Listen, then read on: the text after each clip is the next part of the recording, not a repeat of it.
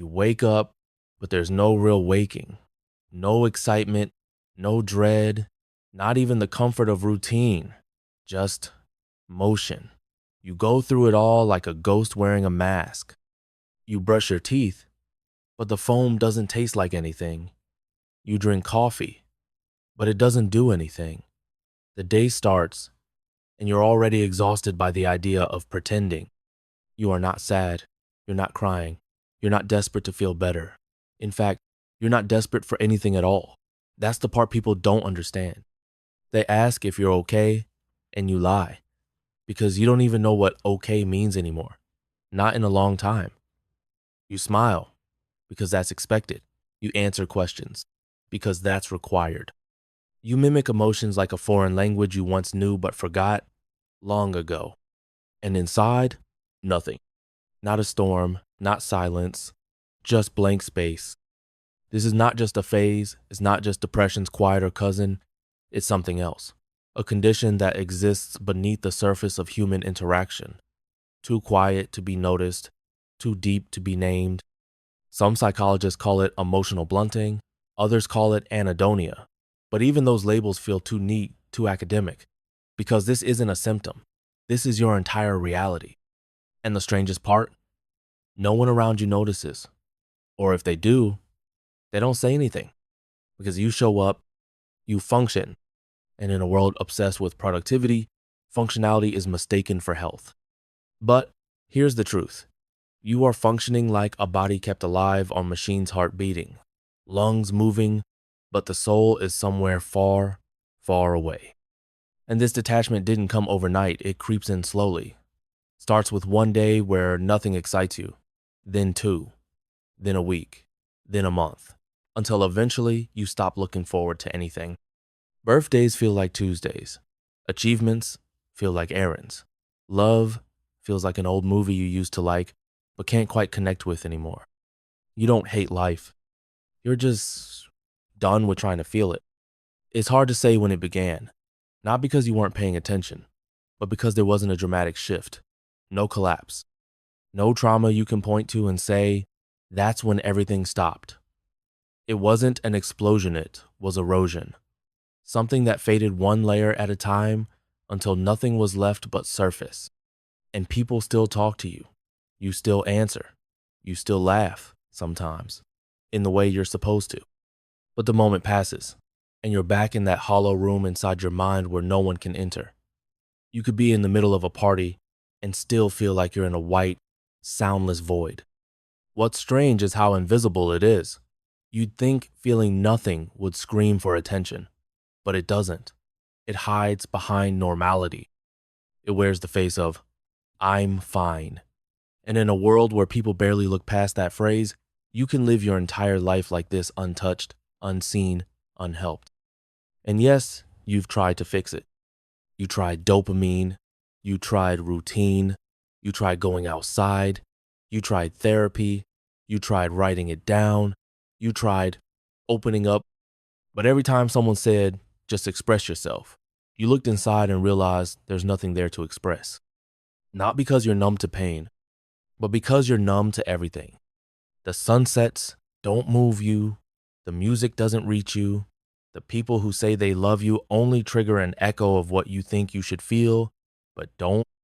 And when someone touches you with affection, it's like pressing on glass. You can feel the pressure, but not the warmth. And the worst part? You don't miss the feelings anymore. You miss missing them. Because once, long ago, you remember what it was like to care. Not just intellectually, but viscerally. You remember waiting for a text, crying at a movie, laughing so hard you couldn't breathe, holding someone and feeling your whole body hum with meaning. Now, you remember it like a memory from someone else's life, like watching a stranger's dream. You're not lazy, you're not broken, you're disconnected. The circuits are there, but the electricity is gone. And you start to ask yourself, did something take the feeling from me? Did I give it away without knowing? Was it burned out of me by something I didn't survive as well as I thought? Some say it's the mind's defense, that after too much pain, the brain shuts the gates, not to protect you from sadness, but to protect you from hope, because hope is fragile. Hope opens the door for disappointment, and disappointment is a sharp, dangerous thing. So your brain learns no hope, no pain. No pain, no problem. But also no joy, no thrill, no love, no life. Just stillness forever. And people will say, you're not alone. But how can you explain that you are, even when they're next to you? That this kind of emptiness is not just being unloved, it's being unreachable. It's not depression. It's not sadness. It's not suffering. It's absence. And you've lived in it for so long that now it feels like home. You wake up, the light outside is soft, the room is quiet, the world is calm, and still you feel nothing. Not because the day looks bad or something went wrong or you had a nightmare, but because it's just another day, another 24 hours you're supposed to walk through without feeling anything real, another performance, another perfectly acted version of yourself. You brush your teeth, you make coffee, you scroll through messages you don't care to answer, you put on a smile, you go to work, you talk to people, and inside, nothing moves. It's like you're living with a mask fused to your skin, a face that speaks, reacts, jokes, nods, even fakes concern but never actually connects. Because the real you, the one that used to feel, that person is somewhere behind a wall you don't even remember building, and you've looked for cracks in it. You've tried everything from deep conversations to spontaneous trips, from self-help books to reckless decisions. You've tried kindness, cruelty, faith, rebellion, distraction, but the wall doesn't fall because the wall is you now.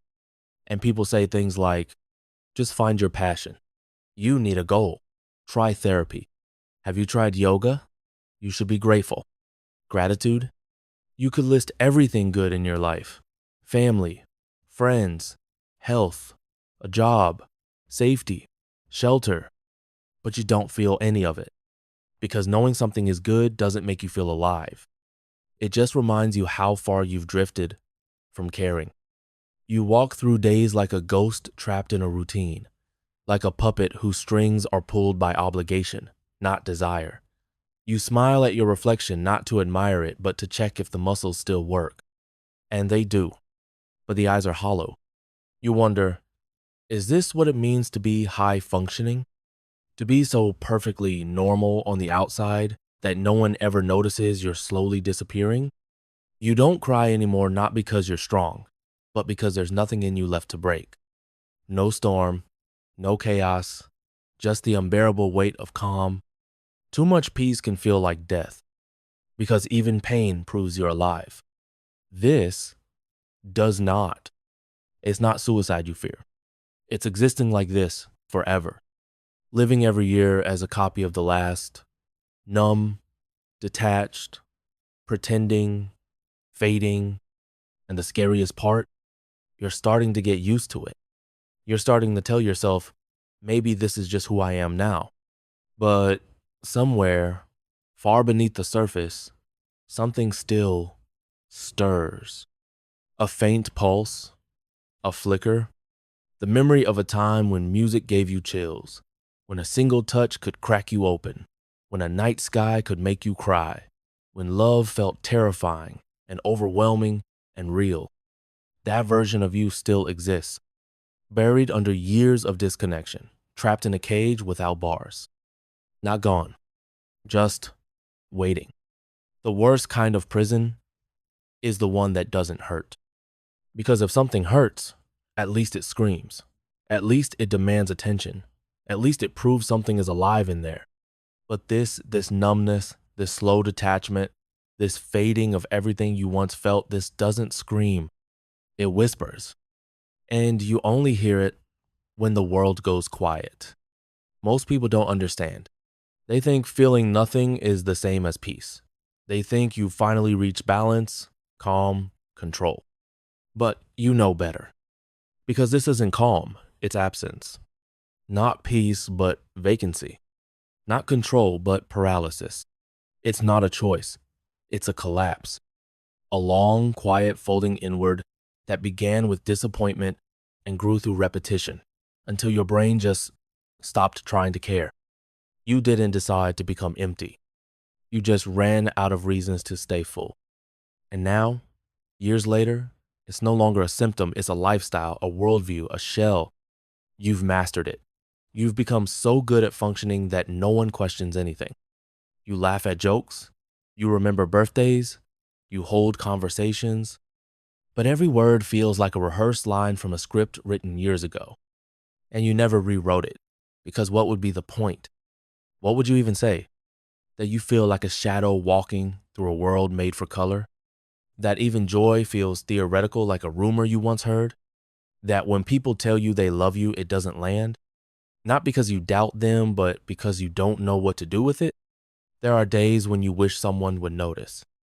Not because you want attention, but because maybe, just maybe, if someone saw how hollow you've become, they'd sit down beside you and say, "You don't have to pretend anymore."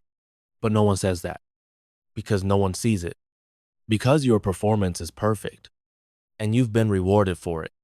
Good job. Well done. You're so composed, so reliable, so strong, so empty. So what now? What do you do when the world applauds the version of you that feels the least real? What do you do when healing doesn't feel like a goal, but like a betrayal?